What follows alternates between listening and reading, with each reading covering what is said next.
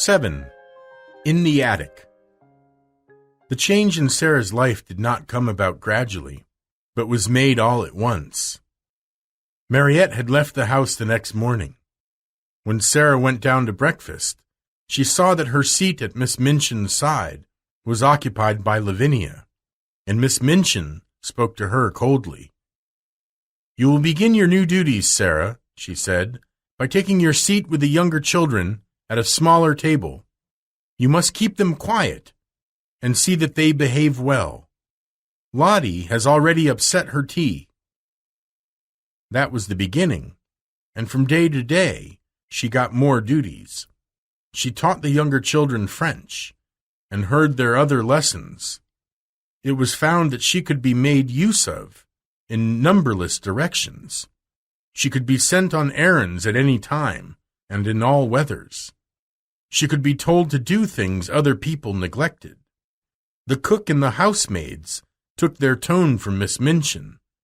They were not servants of the best class, and had neither good manners nor good tempers, and it was convenient to have at hand someone on whom blame could be laid. Her own lessons became things of the past. She was taught nothing, and only after long and busy days, spent in running here and there at everybody's orders, was she allowed to go into the deserted schoolroom with a pile of old books and study alone at night. "If I do not remind myself of the things I have learned, perhaps I may forget them," she said to herself. "I am almost a scullery maid, and if I am a scullery maid who knows nothing, I shall be like poor Becky." One of the most curious things in her new existence was her changed position among the pupils. They no longer saw her as one of them. Miss Minchin preferred that she should not talk to other children and live a separate life, one suited to her circumstances. Sarah was too proud to try to continue to be intimate with girls who evidently felt rather awkward and uncertain about her. The fact was that Miss Minchin's pupils were dull, matter-of-fact young people. They were accustomed to being rich and comfortable, and as Sarah's dresses grew shorter, and she wore shoes with holes in them, and was sent out to buy groceries and carry them through the streets in a basket on her arm, they felt rather as if, when they spoke to her, they were addressing a servant. Sarah didn't complain, but there were hours when her child's heart might almost have broken with loneliness, but for 3 people. The first was Becky. Just Becky. They had little chance to speak to each other during the day. Each had her own tasks to perform. But before daybreak she used to slip into Sarah's attic and button her dress, and give her such help as she required before she went downstairs to light the kitchen fire. And when night came, Sarah always heard the knock at her door, which meant that her maid was ready to help her again if she was needed. The second of the trio was Ermengarde, but odd things happened before Ermengarde found her place. Ermengarde had gone home for a few weeks. When she came back, she did not see Sarah for a day or two, and when she met her for the first time in a corridor, she could not think of anything to say. She knew what had happened, but somehow she had never imagined Sarah could look so odd and poor and almost like a servant. "Oh," she stammered, How are you?" "I don't know," Sarah replied. "How are you?" "I'm quite well," said Ermengarde. Then she thought of something to say which seemed more intimate. Are you very unhappy?" Sarah felt that if anyone was as stupid as that, one had better get away from her. "What do you think?" she said. "Do you think I am very happy?" And she marched past her without another word. Later she realized that poor dull Ermengarde was not to be blamed for her awkward ways. She was always awkward, and the more she felt, the more stupid she became. So for several weeks a barrier stood between them. When they met by chance, Sarah looked the other way, and Ermengarde felt too embarrassed to speak. If she doesn't want to talk to me, Sarah thought, I will keep out of her way. Miss Minchin makes that easy enough. Miss Minchin made it so easy that at last they didn't see each other at all. At that time it was noticed that Ermengarde was more stupid than ever, and that she looked unhappy. That night Sarah went to her attic later than usual.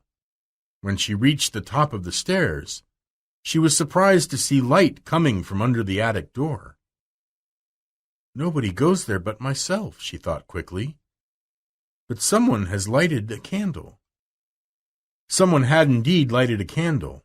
The someone was sitting upon the footstool and was dressed in her nightgown. It was Ermengarde. Ermengarde, cried Sarah. She was so surprised that she was almost frightened. You will get into trouble.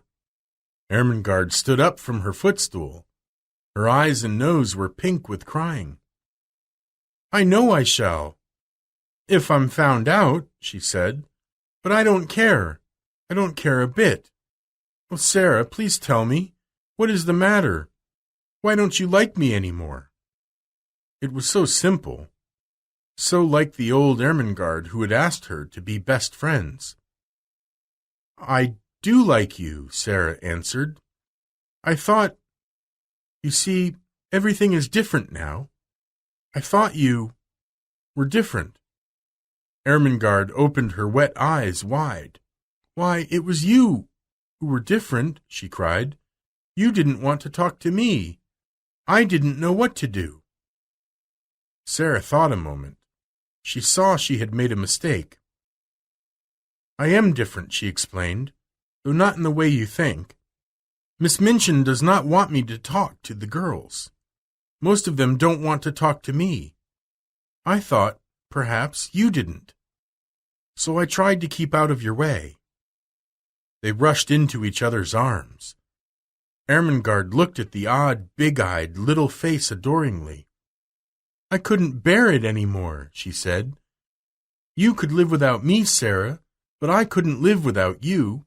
I was nearly dead. So tonight I decided to come here and ask you to be friends again. You are nicer than I am, said Sarah. I was too proud to try and make friends. You see, now that trials have come, they show that I am not a nice child. I was afraid they would. Perhaps that is what they were sent for. I don't see any good in them, said Ermengarde. Neither do I, to speak the truth, said Sarah frankly. But I suppose there might be good in things, even if we don't see it. Ermengarde looked round the attic. Sarah, she said, do you think you can bear living here? Sarah looked round also. If I pretend it's quite different, I can, she answered. Or if I pretend it is a place in a story. She spoke slowly. Her imagination was beginning to work for her. Other people have lived in worse places. Think of the Count of Monte Cristo, and think of the people in the Bastille. The Bastille, half-whispered Ermengarde. She remembered stories of the French Revolution, which Sarah had made up. A well-known glow came into Sarah's eyes. Yes, she said, that will be a good place to pretend about. I am a prisoner in the Bastille.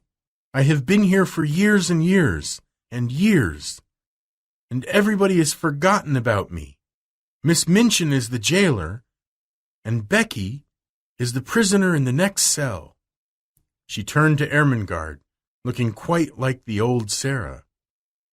I shall pretend that, she said, and it will be a great comfort. And will you tell me all about it? Said Ermengarde. May I come here at night, whenever it is safe? And hear the things you have made up in the day?" "Yes," answered Sarah, nodding.